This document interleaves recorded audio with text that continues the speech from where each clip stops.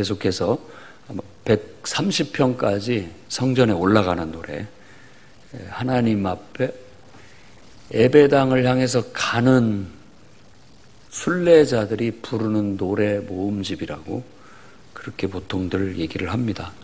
그러나 이것은 이제 꼭 물리적으로 올라가는 것만이 아니라 하나님을 향해서 나아가는 그런 마음을 노래하고 있다고 볼 수 있습니다. 그래서 1절에도 그게 전형적으로 나타나죠. 하늘에 계시는 주여, 내가 눈을 들어 주께 향하나이다. 이렇게 얘기하는데, 내가 눈을 들었습니다. 당신을 향하여. 이렇게 말하는 겁니다. 하나님을 향하여 내 눈을, 이렇게 하늘을 바라볼 때 하나님을 향해서 내 눈을 바라보는 것처럼 묘사함으로써 결국 우리가 하나님을 찾아갑니다. 라는 그런 말을 하게 됩니다. 마치 주인의 손, 종의 눈, 여기에 시적인 표현은 그렇게 되어 있습니다. 우리는 그냥 주인의 상전의 손을 바라보는 종들의 눈같이라고 그렇게 되어 있지만 사실은 그냥 단순하게 주인의 손, 종들의 눈처럼 이렇게 얘기를 하고 있는 거예요. 그리고 여주인의 손, 그리고 여종의 눈. 그러니까 종들이 주인의 손을 이렇게 바라보듯이, 혹은 뭐 월급을 받고 살아가고 있는 분들이 월급날을 바라보듯이 그런 어떤 그런 마음, 그런 심정을 이렇게 묘사하고 있는 것입니다. 그래서 그렇게 우리의 눈이 여호와를 이렇게 바라본다라는 겁니다. 언제까지? 그가 우리에게 자비를 베풀 때까지. 그러니까 주님의 자비에 대한 간절함 그리고 절박함을 이렇게 묘사하고 있습니다. 전적으로 하나님을 의지하는 마음으로 성전을 찾아가는 거예요. 그래서 하나님을 지그시 바라보면서 그분이 우리에게 은혜를 베풀기를 간절히 소망하는 그런 마음이 절절히 느껴집니다.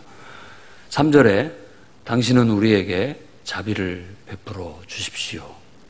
여호와여, 여호와여, 당신은 우리에게 자비를 베풀어 주십시오. 이 자비라고 된 단어인데 여기서는 은혜로 번역을 했습니다. 은혜를 베풀어 주십시오.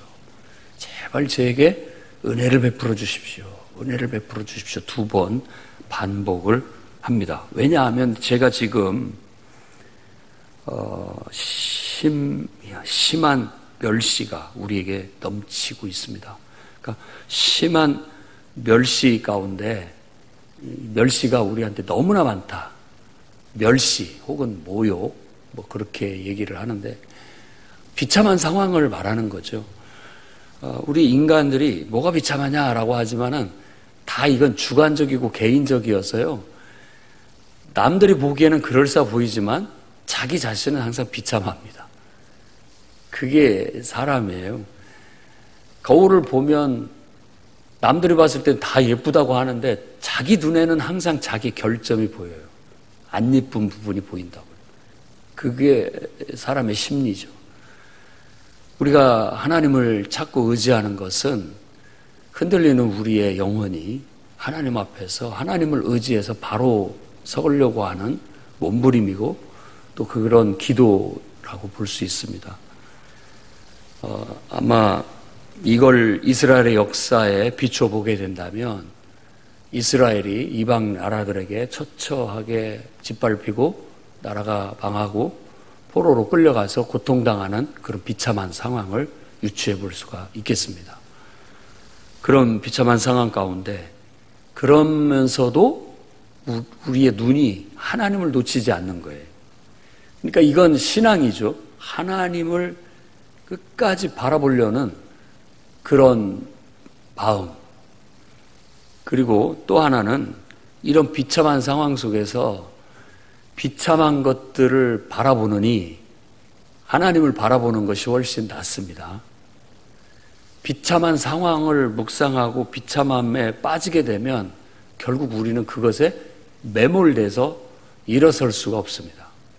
그런데 그런 상황에 한 줄기 빛처럼 하나님을 바라보며 나아가게 되면 소망이 있다는 거예요. 희망이라는 게 있어요.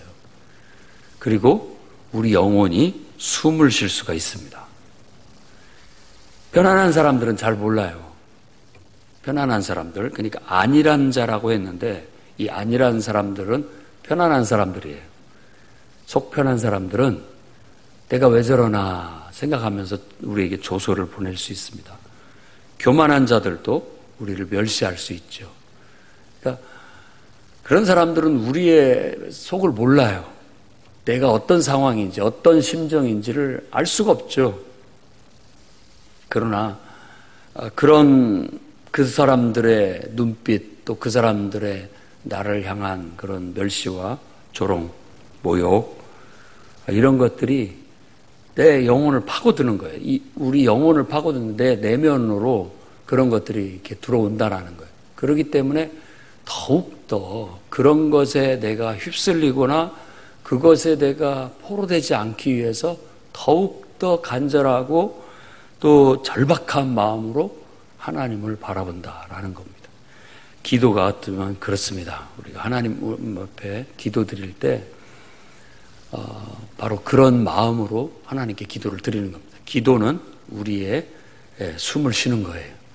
기도야말로 이 절박하고 간절함 가운데 정말 하나님을 향한 의존이고 하나님께 우리의 구조 신호를 보내는 그런 신호라고 볼 수 있습니다. 그것이 있을 때 우리의 삶에 희망이 있습니다. 그러니까 어떤 상황이나 처지 속에서도 특히 여러분이 비참하다고 느껴지는 그런 상태에 처해 있다면 그 비참함이나 혹은 어려운 상황으로 인하여 여러분들의 눈이 그 비참함이나 어려움 속에 빠져서 흐려졌다고 생각한다면 빨리 눈을 들어 하늘을 보십시오. 그리고 하나님을 향하여 입을 여십시오. 그래야만 여러분들이 살아갈 수 있습니다. 숨을 쉴 수 있고 여러분의 인생의 방향을 제대로 잡아갈 수 있고 헤쳐나갈 수가 있는 힘을 얻게 된다는 거예요. 그래서 이 123편은 바로 성전을 향해서 가면서 순례자들이 내 인생의 비참한 여러 가지 문제들을 하나님 앞에 가서 내가 해결받겠다라는 거죠. 그러니까 예배는 꼭 성전에 가서 드릴 것만이 예배가 아닙니다. 가는 것부터가 예배예요. 가면서 기도하고 갈 때 우리의 심정, 하나님 앞에 내가 채비를 하고 발걸음을 옮기고 또 좀 어려운 그런 고비도 넘기면서 여러 가지 방해물도 넘기면서 하나님 앞에 성전 앞에까지 가는 것까지가 어쩌면 우리의 기도고 우리의 예배의 시작이라고 볼 수 있어요. 결국 이런 자들은 어제 말씀처럼 하나님 앞에 복을 받게 될 겁니다. 하나님께서 응답해 주실 것이고 잠시 잠깐 그런 연단을 받지만 결국은 하나님은 하나님의 뜻대로 우리를 이렇게 세워주실 겁니다. 그래서 기독교는 부활의 종교입니다. 다 이 악한 세상 속에서 악과 싸워서 이겨내는, 죽음과 싸워 이겨내는 그런 기도 능력을 갖고 있고 그런 말씀의 능력을 갖고 있습니다. 여러분이 오늘 또 그 능력을 경험하는 귀하고 복된 날 되시기를 주의 이름으로 축원합니다. 거룩하신 주님, 오늘도 주님의 손을 바라봅니다. 오늘도 주님의 은혜를 간절히 간구합니다. 주여 오늘 우리에게 자비를 베풀어 주옵소서, 은혜를 베풀어 주옵소서. 우리의 인생이 쉽지 않습니다. 어려움이 산재되어 있고 사방이 우리를 공격하듯 공격해 오고 있습니다. 또 그 속에 보이지 않는 원수 마귀 사탄의 음모와 괴계가 숨겨져 있음을 느낍니다. 주여 원수의 손에서부터 우리를 지켜주시고 보호하시고 하나님의 말씀으로 기도로 이 모든 것들을 분별하고 헤쳐나갈 수 있도록 역사하시고 하나님의 능력이 기도를 통해 말씀을 통해 우리 삶에 임하여 그 모든 것들을 물리치고 이겨내고 똑바로 설 수 있도록 승리할 수 있도록 천국에까지 영원한 구원에 도달할 수 있도록 역사해 주옵소서. 누구도 실족하여 넘어져 잃어버린 영혼이 없게 하시고 다 하나님 앞에 영생에 이를 수 있도록 붙잡아 주옵소서. 오늘을 부탁합니다. 주님께서 은혜로 함께해 주시고 기도하는 성도들 되게 해 주옵소서. 예수님 이름으로 기도합니다.